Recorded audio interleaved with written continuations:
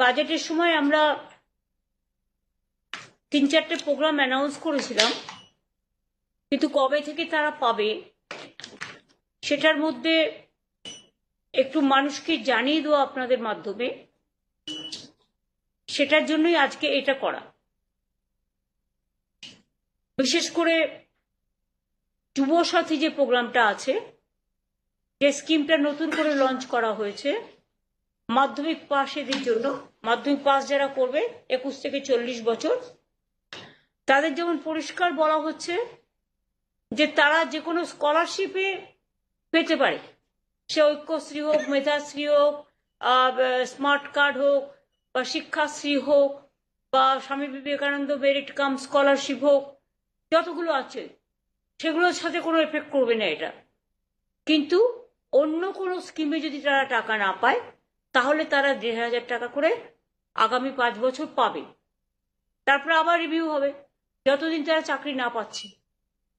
সেইটা আমরা বলেছিলাম 15ই আগস্ট থেকে করব, কিন্তু যেহেতু 1 এপ্রিল থেকে ফাইন্যান্সিয়াল ইয়ার শুরু হয়, কাজেই এটা আমরা 1 এপ্রিল থেকে দেব বলেই ঠিক করেছি। কিন্তু তার আগে আমাকে তো অ্যাপ্লিকেশন জমা নিতে হবে। সেই জন্য আমরা যেটা প্ল্যান করেছি, সমস্ত ডিপার্টমেন্টের সেক্রেটারি আছে, চিফ সেক্রেটারি মনোজ পন্ত, অমিত মিত্র সহ, ফাইন্যান্স সেক্রেটারি সহ সবাই আছে, যেটা আমরা প্ল্যান করেছি যে আমরা কাগজে অ্যাডভার্টাইজমেন্ট করব, এবং আমরা প্রত্যেকটা অ্যাসেম্বলি বয়েসে, যেহেতু এখন এসআইআর নিয়ে সবাই ব্যস্ত, সেই টিমকে তো তোলা যাবে না, কাজেই অ্যাসেম্বলি ওয়াইজে 294টা কেন্দ্রে আমরা 294টা ক্যাম্প তৈরি করব। সেই ক্যাম্পে ওই দুয়ারে সরকারের মতো, সেই ক্যাম্পে বিশেষ করে একই ক্যাম্পে 3টে ডিপার্টমেন্ট থাকবে। একটা হচ্ছে ইউথ অ্যান্ড স্পোর্টস, যুব সাথীদের জন্য। 2 হচ্ছে আমাদের এগ্রিকালচারের, বিশেষ করে ক্ষেত মজদুর যারা আছেন, মানে ভূমিহীন।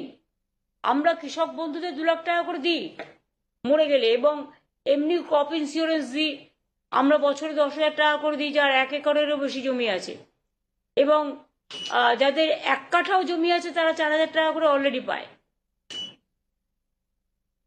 এবং বিশেষ করে 2টো স্কিম নেওয়া হয়েছে, যেটা হচ্ছে ক্ষেত মজদুরদের, ওই ক্যাম্পেসের নামটা লেখাতে হবে, ক্ষেত মজদুর মানে ভূমিহীন, যারা ভূমিহীন চাষি অথচ ভূমিতে চাষ করে, তাদের বছরে 2বার 2,000 টাকা করে দেওয়া হবে। যেটা এখানে 1 কাঠা জমিও যারা আছে তাকেও 4,000 টাকা দেওয়া হয় 2বারে, খরিফ মরশুম আর রবি মরশুমে।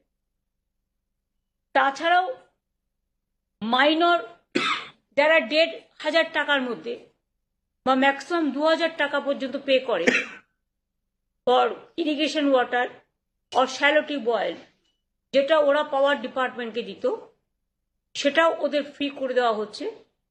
সেইটাকে আমরা উইথড্র করছি। প্রাইভেটে যারা করে আমরা তো তার সম্বন্ধে বলছি না, কারণ তারা তাদের মধ্যে স্বাধীন বিজনেস করছে।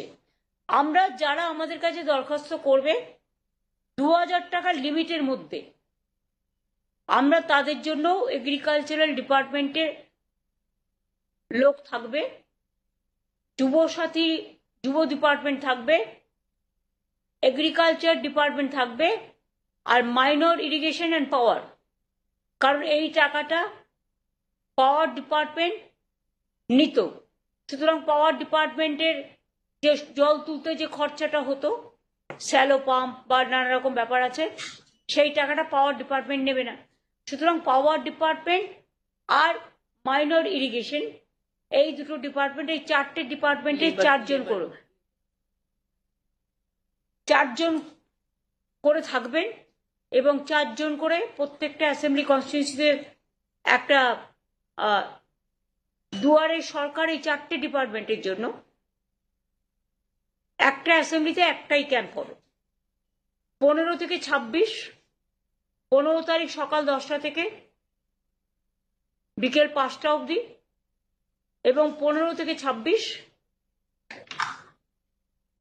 ছুটির দিনগুলো বাদ দিয়ে সকাল 10টা থেকে 5টা অবধি এই ক্যাম্প চলবে। এটা আমরা কাগজেও অ্যাড করব, এবং যারা জমা দেবেন তাদেরটা সঙ্গে সঙ্গে তারা রিসিপ্ট পাবেন এবং ডিজিটাইজও করা হবে।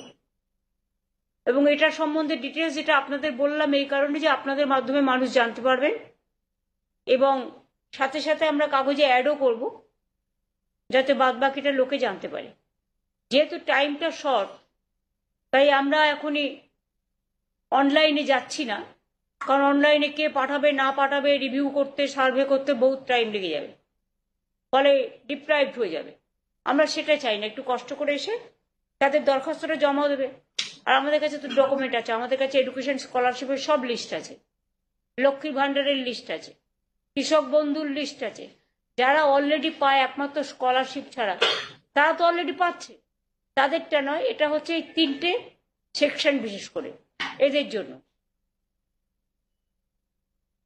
এইটাই আমাদের বলার ছিল। 19শে মার্চ থেকে রমজান মাস শুরু হবে। সবাইকে শান্তি শৃঙ্খলা সম্প্রীতির সাথে বাংলা যেটা ঐতিহ্য, সবাইকে রমজান মুবারক জানাবো। তারপরে আমাদের হোলি আছে, হোলি মিলনও আমরা করব, এবং হোলিও যাতে শান্তিতে কাটে সবাইকে আবেদন করব। তারপরে পরপর উৎসব আছে, ঈদ আসবে, তারপরে বড় আমাদের পয়লা বৈশাখ আসবে, রামনবমী আসবে, অন্নপূর্ণা পুজো আসবে, সেগুলো যেমন হয় হতে থাকবে। আর তাতে যদি ইলেকশনও চলে, ইলেকশনও চলবে, সবকিছুই একসাথে হবে, কোনো অসুবিধে নেই। এইটুকুই আপনাদের কাছে আজকে আমাদের বলার ছিল।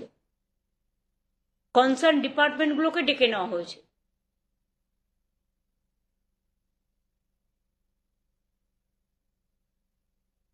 কিছু বলার আছে? দিদি দিদি 3টে প্রকল্পই 1 এপ্রিল থেকে, তো মানে আমাদের। হ্যাঁ হ্যাঁ হ্যাঁ হ্যাঁ, লক্ষ্মীর ভান্ডার যেতে শুরু করেছে। ওরা যেহেতু ফেব্রুয়ারিটা ওদের 3-4 দিন দেরি হয়েছিল এই কারণে বাজেটের জন্য, লক্ষ্মীর ভান্ডারটা যেতে শুরু করে দিয়েছে, কারণ আমরা ফেব্রুয়ারি বলে দিয়েছিলাম বাজেটে। এইটা যেহেতু 15ই আগস্ট বলা ছিল, কিন্তু এটা আমাদেরই একটা ছোট্ট ভুল হয়েছে। কারণ ভুল বলবো না, এটা আবার ক্যাবিনেটে মেনশন করে নিয়েছি। সেটা হচ্ছে জাস্ট এপ্রিলে ইয়ার শুরু হয়, তাই 1 এপ্রিল থেকে। 1 এপ্রিল আবার এপ্রিল ফুলও হয়, আমরা কিন্তু এপ্রিল ফুল বলছি না।